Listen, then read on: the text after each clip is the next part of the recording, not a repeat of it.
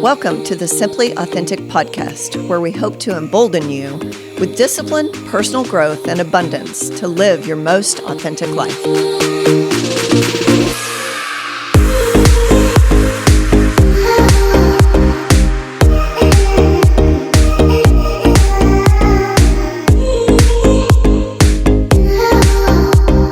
Welcome back to the Simply Authentic podcast. I'm Tanya Murfin. And I'm Angie Mullings. And we have a guest in studio today.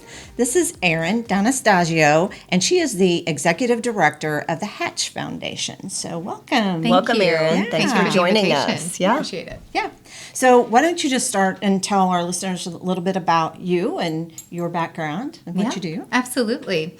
So I consider myself to be a Springfield native. I technically wasn't born here, but have lived here for over 30 years. So yes, very passionate about our community, have loved Springfield since day one. I went to Mizzou for college and honestly knew that I wanted to come back to Springfield immediately afterwards. My family all lives here, and I knew that I wanted to raise a family be here when I was raising my family. I've now been married for 14 years. I have 3 children, 2 twins, girls that are 12, and my 7-year-old son. Oh, you're busy. It's a busy time. Well, we are continuing our conversation about regionalism, about economic development, which is why we invited Erin to join us today, because she is a founder of an organization we're going to introduce to you today. But let's start with giving a little bit of history about our area and about regionalism, because this concept is not new. It's been around for a while. I was involved in the Ozarks Regional Economic Partnership, which is a 10-county region, and that was housed out of the Chamber of Commerce, which then morphed into the Springfield Partnership, still including the same areas. But what a lot of people probably don't realize is that when site selectors, and we just had a conversation with Gary Gibson last week, and we talked about regionalism, about site selectors, about how people choose to locate their business in Southwest Missouri. So at that time, and this was probably 15 years ago, and the partnership was started at least 10 years before I got involved. So we're talking 20 plus years at least that this concept has been around about regionalism. And the reason regionalism is important, we're from the 3rd largest city in the state of Missouri, but a lot of people don't know Springfield, Missouri. A lot more people we would find as we were going out and going to different we would go to places where we could set up and talk about regionalism, talk about our area. And when we would do that, people would say, well, we're Springfield. And if we said something like it was close to Branson, then people would say, oh, yeah, I know Branson. Yes. So I think it might surprise people to understand that just because we think we're a big deal, we're not necessarily to these site selectors. And they're looking for, when these site selectors go out and try to find a property or a place they want to locate to, they have to look at what the workforce is. And it's not just going to come from Springfield, it's going to come from all around. So really trying to incorporate that whole area and call ourselves a region so that site selectors would identify better with it. But now I feel like there's an increased interest in regionalism, and I think this is why we wanted to have you on, Erin, because you were on that trip to Northwest Arkansas with the Chamber. So why don't we start there and just give us a snippet of what that trip was like and why you think that has increased the efforts in terms of regionalism. I'd love to. Yeah. So for any of you that are not aware, the Chamber organizes a visit. It's called the Community Leadership Visit, and it's an annual trip. And they go to different areas that are similar to Springfield in some ways, but different. And so we try to learn what they do well. And then ideally, you're bringing back some of those ideas, right? You're bringing them back to Springfield, into our area, and implementing some of those things. So there have been a variety of initiatives, like the Community Focus Report, for example, was something that was inspired by one of the community leadership visits. So when we went to Northwest Arkansas, so this was September of 2022, we heard a lot about regionalism. And I think it's funny because, again, when you're from Springfield and you think about Arkansas, when I was a kid, Arkansas was, they were kind of the hillbillies. They were, right. you joked Right. about, like, you're not going to Arkansas. And now people are moving to Arkansas, Northwest Arkansas, from Atlanta, all over Yes. the place. It is booming. Thriving. And I don't know that Springfield necessarily wants to be Northwest Arkansas. I don't think that's the case, but it was inspiring to be there and just to hear their story and how they have really worked on branding themselves and just to, understand that process. And if I can stop you right there, absolutely. It's interesting that we say Northwest Arkansas, right? We don't say Bentonville. Right. We don't say, Rogers. Rogers. So branding's Fayetteville. paying off. Yeah, Right? yeah. Yeah. And so that's, that branding. Yeah, it's key. It Yeah. really Yeah. is. It's so important for them, and I think it will be for us as well when we think about our region. But on that trip, we heard from the Northwest Arkansas Council. They came and presented to the group and really gave the history of the council. And so when I say the council, that is their regional group. So that is LORE for us. That group, we learned that they were privately sector-led, which was kind of a new concept for us. And really, they've been around for over 30 years now. So you have to, again, as you were saying, these things were happening 20 years ago. So 30 years ago, Walton came together, Tyson came together, and J.B. Hunt. So the three of them sat together at a table. They weren't the Fortune 500 companies that they are now, but they said, in order for us to be able to keep our businesses here in Northwest Arkansas, here are things that we have to be able to do, that we need to bring to the table, that the cities are not going to be able to do for us. And so their first initiative was bringing an airport to the area. It took them 10 years to do it, but they have it. Yeah. Right. They have the highway expansion was another big initiative that they needed to focus on, and even getting clean water to the rural areas of Arkansas. Now that group focuses on education and healthcare and the homeless population and housing and just, any kind of topic that you would think of, honestly, they have their pulse on. And they are heavily influencing it. So to hear how that organization came together, it is different than our region here, simply because, for a number of factors, but but I think one of them being that for them, it was 4 cities that came together. They were relatively the same size, and each of them already had their own identity, right? You already had the college town, right? With the university. You already had, Rogers was already known for their retail space. And so they all just kind of had that identity and knew what they were bringing to the table. So I think that is something that's going to be very different for us as we continue to look at LORE and how this group is going to develop. But again, just hearing their story and seeing the impact that they have had and how they went about it was just really inspiring. Yeah. So when you came back, Yes. obviously there was a lot of buzz. Yes. And everybody that we have interviewed on the podcast and any kind of conversation we've had from that trip has always made an impression on me, who hasn't had the background with economic development that Angie has. Yeah. That everybody came back with an idea. So what happened when you got back? Yes. What was implemented? What was started right out of the gate? Yeah.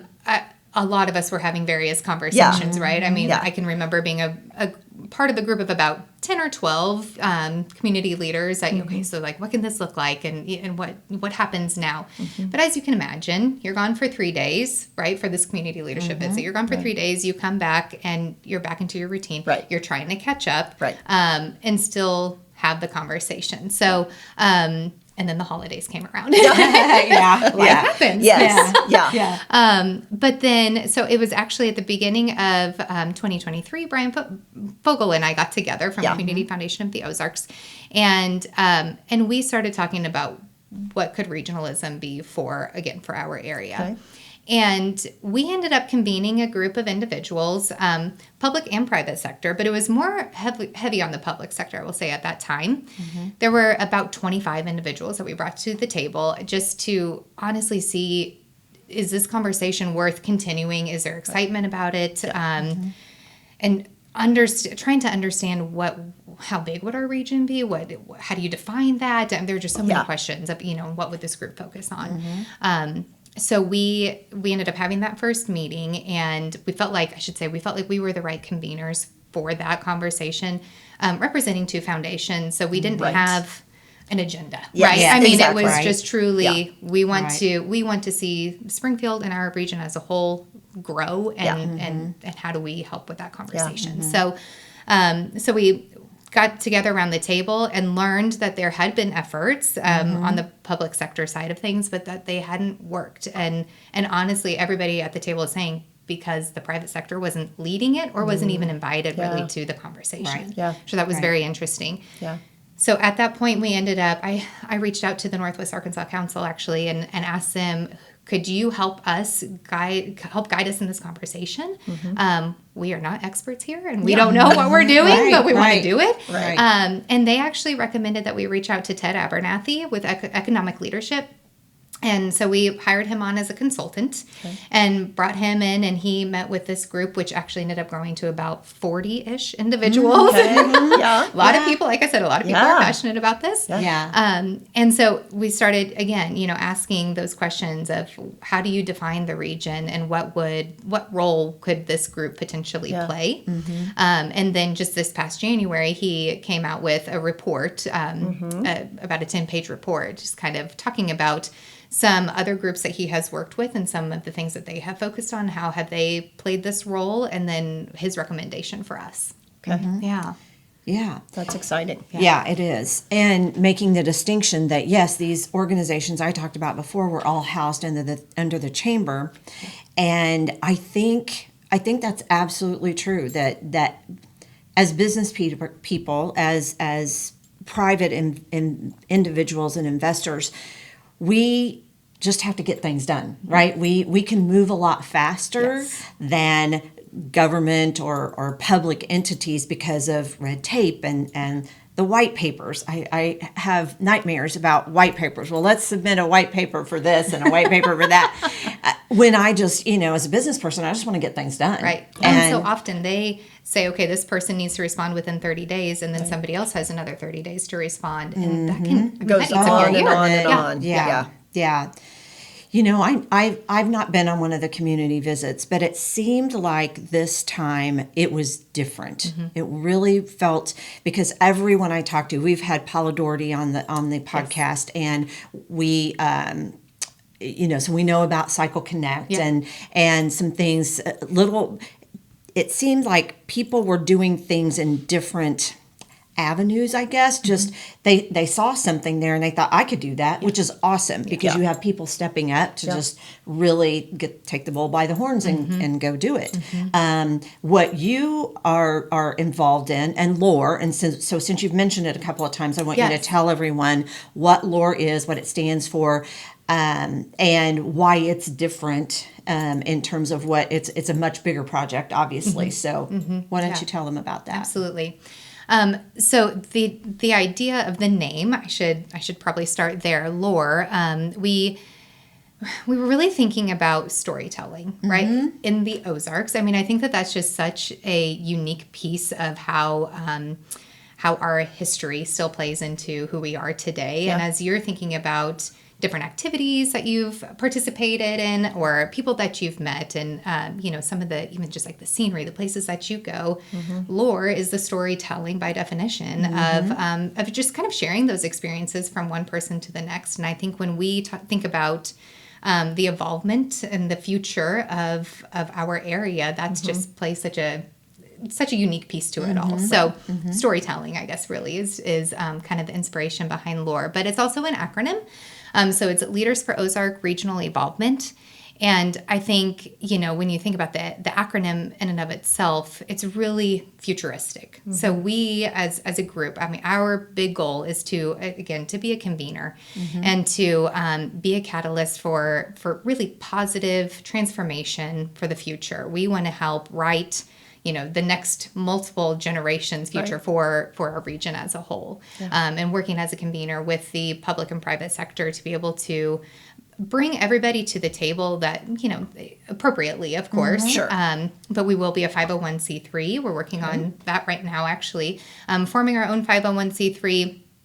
And again, being privately led to where the public sector can come. This is something that we learned actually from the Northwest Arkansas Council. Is the public sector, they're not necessarily like members. They're not involved at board level or anything like that, but they can come to the table because they have to be partners, right? They have to, you still have to have that open communication with them so that way they can see, here's what the business leaders are trying to accomplish and how can we support that and vice versa.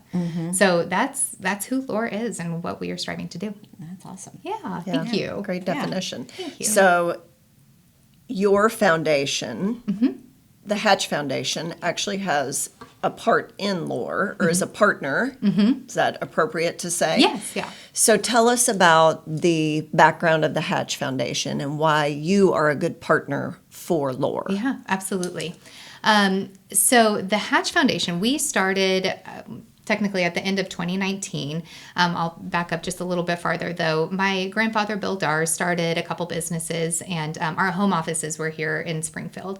And ADF and IDF were the businesses, and we sold them at the end of 2019. And my family came together. So my parents, Kurt and Sherry Hellwig, my brother and his wife, Tyler and Kate Hellwig, and then my husband, Cody, and I came together and started talking about that's just a big transition time, right? I mean, if you can imagine, I'm not 40 yet. So, the businesses had been around for longer than I had been. So they were a huge part of our identity.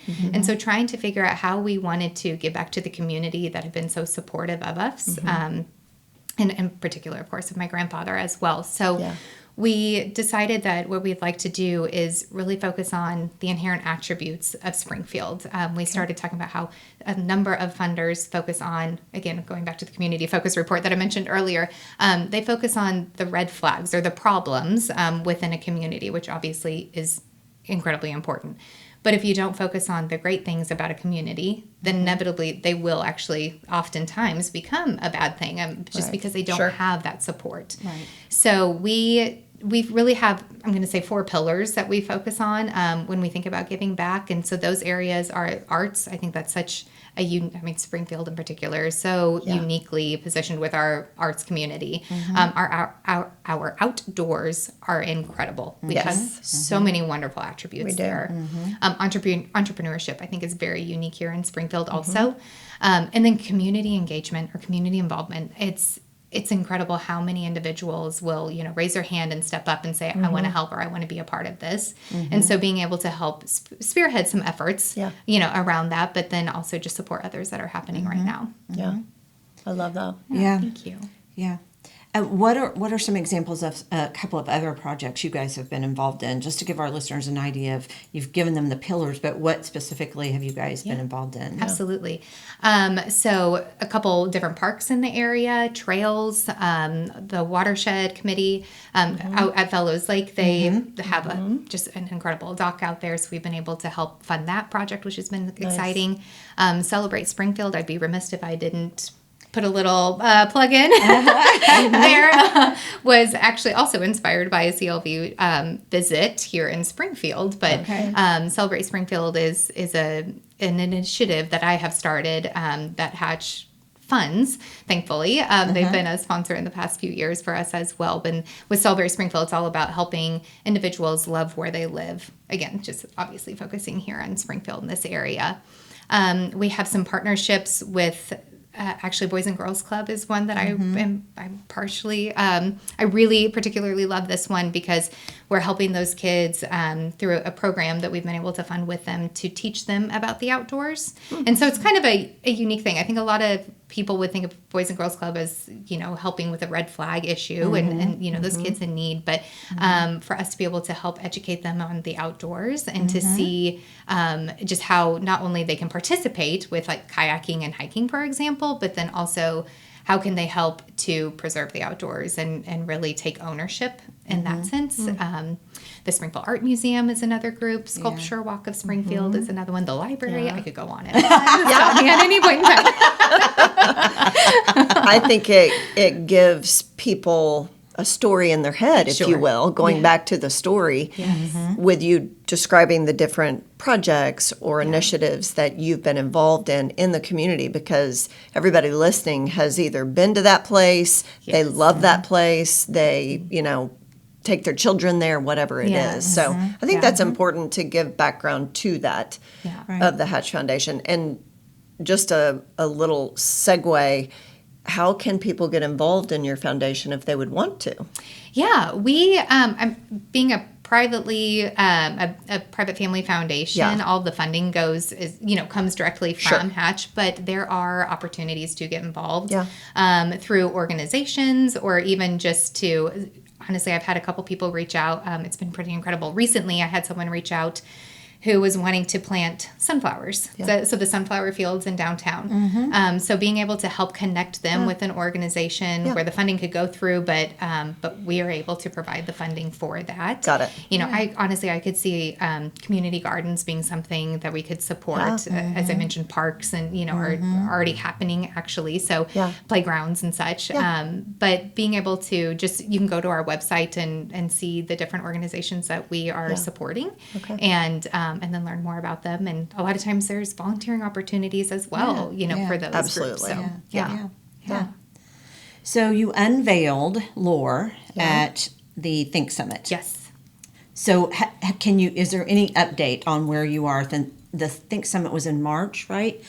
Early April. Early April, okay. Less than a month ago. Less than a month. Okay, so maybe not a ton of progress, but any updates for anybody who was there? Is there anything that's happened since then? Yeah, we're still having conversations. It's really exciting. I just had a meeting with Dean the other day, who is leading the lore efforts, and he said, I've had 10 people reach out to me who are excited and want to have a conversation. And I think we are in a really unique place right now because we're still trying to form what does that board look like, and who really wants to step up to the plate and not necessarily give funding to projects, but to actually be able to dedicate time and leadership for the group, which is instrumental, especially right now. For sure.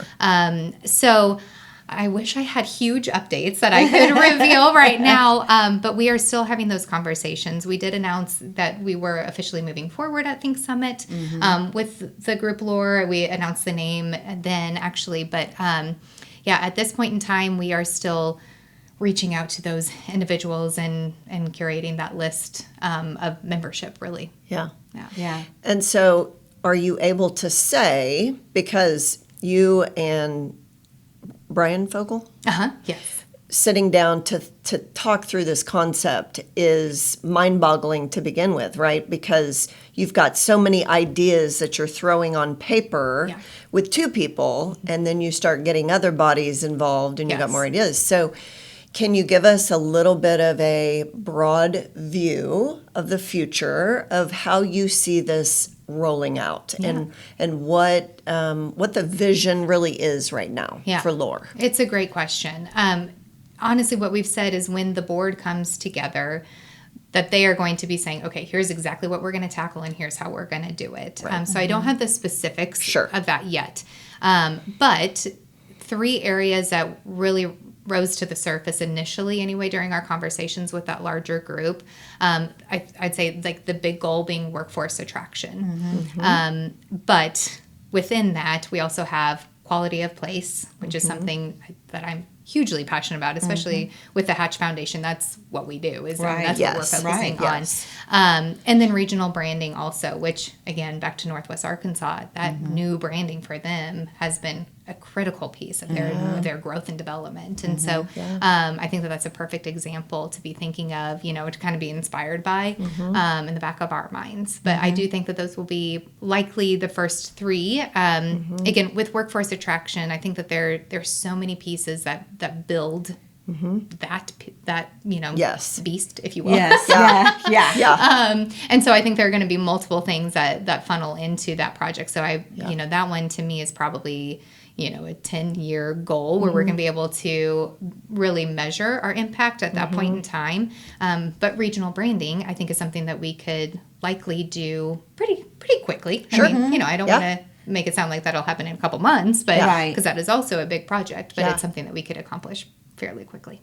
Agree, because if you've got the brand to then go out into the workforce recruitment, right? It all goes together. And I think that it's important for our community to understand, how do you define quality of life? How do you define it? It's going to be a little bit different than how I define it, probably. But there are so many, again, going back to those inherent attributes, there are so many wonderful things about our area as a whole.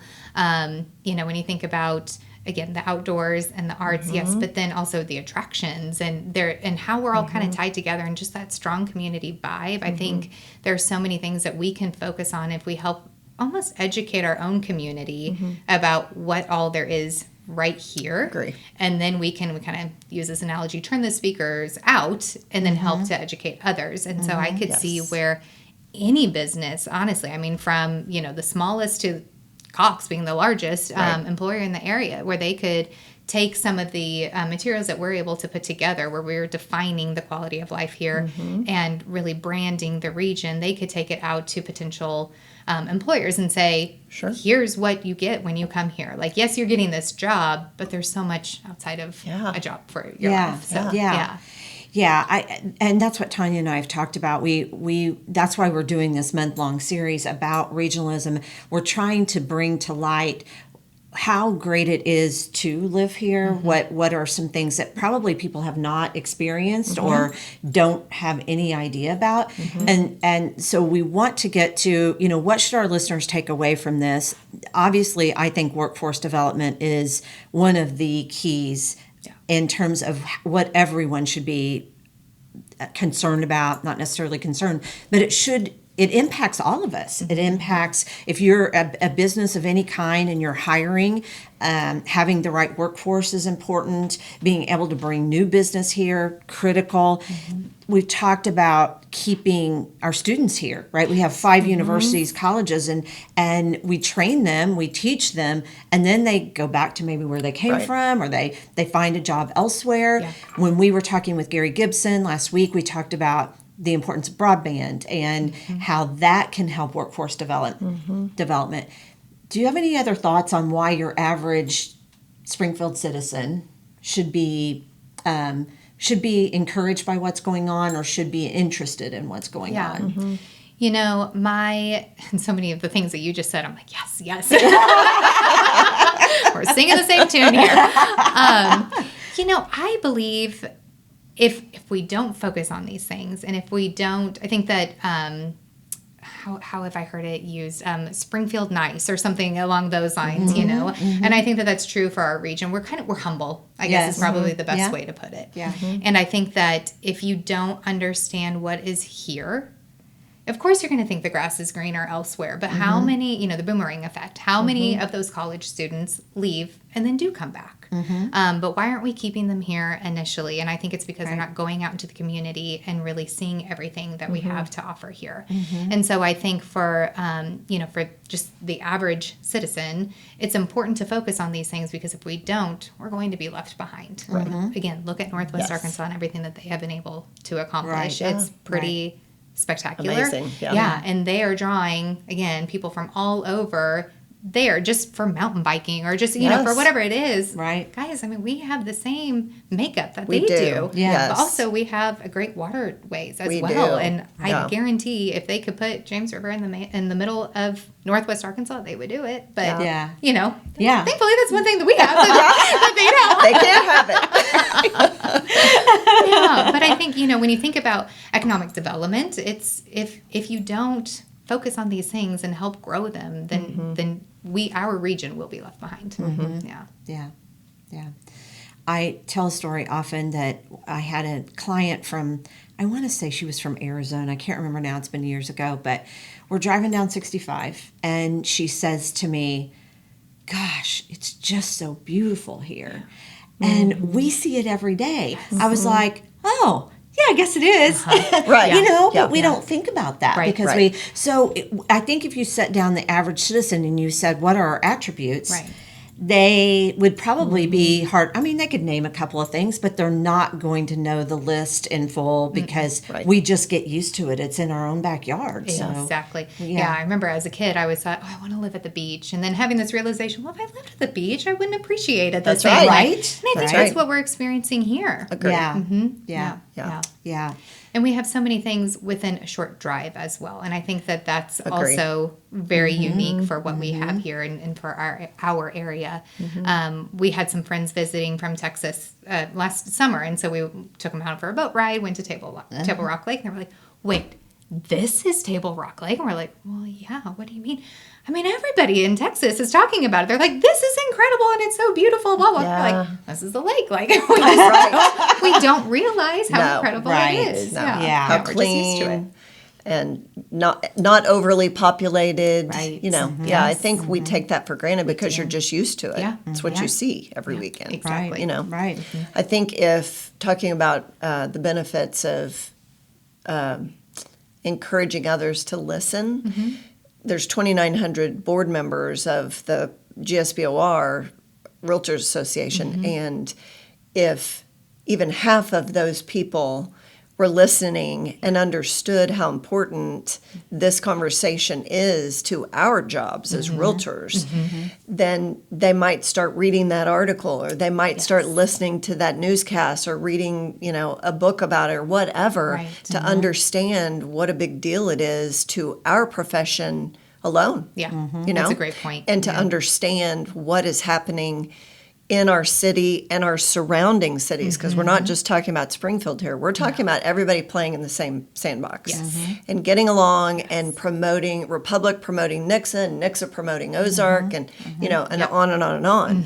Right. So I think we're hoping with this series we're going to open the eyes and ears of the public to want to hear and want to have that conversation, and going out to dinner with your friends, asking that question, do you guys have any idea what's happening here in Springfield with economic development and the surrounding areas? And I just think by having the conversation, we'll start to get ears listening. Yeah. You know? Yeah, and that's a great point. I know a lot of people talk about the housing market right now and the difficulties, but I think that, as you said, if everybody can play nicely in the sandbox, we can hopefully help people to understand, okay, just because you're buying a house in, you know, Rogersville, for example, you're going to go shopping in Springfield and your kids are going to go to school in Rogersville, yes, but you're also going to go eat in Ozark, and you're going to, exactly. it's not just, it's, you know, if one location wins, it's a win-win for everybody. Yes. When That's we right. need to really Yep. start to put our arms around each other and support each other, and let's tackle these challenges, because a lot of the challenges that these other communities are having, Springfield's having also. Yeah. Sure. But let's also support each other and be, you know, one another's biggest cheerleader. Yes. Right. And I think For sure. not understanding that you're not giving up your identity as Rogersville or Stratford or Ozark or wherever. It's not about that. It's just, again, playing nice in the sandbox and understanding that if one wins, when Nixa got 14 mil, market. Did I just say that wrong? 14 mil market. Yeah. So that sounded like too many M's to me. But anyway, you know, when they got that, that's a win for all of Christian It is. County and Yeah. Springfield. And you're right. We're going to shop and eat in all these different areas. I love going down to Finley Farms and, you know, exploring that. And I will tell you, as a professional shopper, that That she is. Yeah, I am. We need to hang out more. I used to be, if I wanted to go somewhere for shopping, I went to Kansas City all the time. Yeah. And now I look at Northwest Arkansas. We did our retreat, our podcast retreat in Northwest Arkansas. It's so close. The roads are nice, you know. So people can want to do that in Springfield as well. And our area. Yes, Yeah. yes, and to work here again. I mean, entrepreneurship is so strong in this area. is. We have new businesses, you know, coming around all the time. I think, all of it just ties in. Yeah. It does. It does. One person I do want to mention, because we've kind of alluded to him a little bit, is Dean Thompson. And again, we talked about Dean a little bit when we talked to Gary. Just so you understand how devoted CU is to this project and the idea of economic development. Dean, who works for CU, is on loan to the Chamber of Commerce and is instrumental in economic development there. And we had hoped he'd be able to join us today, but he's a busy man. He has things going on. And you said we need you here. That's right. That's right. You gotta listen. Yeah. Yes. That's Yeah. okay. Yeah. Yeah. Well, thanks. Dean has been an incredible leader for this organization. He really has been. And I think that he's a big picture guy. Yeah. And he gets it. He truly understands. And I personally could not be more thankful to Gary to be able to see Dean as a leader for Lore and to understand just the impact that this will have. So I'm very Absolutely. grateful for both of them. Yeah. Yeah. Well, we will put in our show notes a link to the Hatch Foundation. Oh, great. Thank Yeah. you. And to Lore. Is there a website that you can go to already? There and is. explore It is that? minimal at this point, Sure. but there is actually a survey on our website that I would love for any listeners to go to Okay. and provide feedback. Great It's kind recommendation. of focusing on, strengths and weaknesses and, Yeah. and also we ask for any specific individuals that we should be asking to come to the table and join Yeah. the conversation as well. Yeah, Yeah. good connection card there. Yes, yes, Yeah. exactly. Because it is a full community program. Effort, It yes. is not just Certainly. the top leaders. Yeah. Yeah, which I think is what a lot of people think of initially. Yeah. Yeah. Yeah. Well, thank you, Erin. Yeah. Thank you very much. You've been a wealth of knowledge and educating our listeners. We hope you all have learned a lot today. Yeah. So we want to thank Gershman for hosting us, and we look forward to talking to next week from Show Me Christian County, Kristen Hazeltine. So look for that, and she'll tell us all about what's going on in Christian County. Yeah. Thanks so much. See you next time. Thank you for listening to the Simply Authentic podcast. Be sure to hit follow so that you can see each episode as it pops up weekly.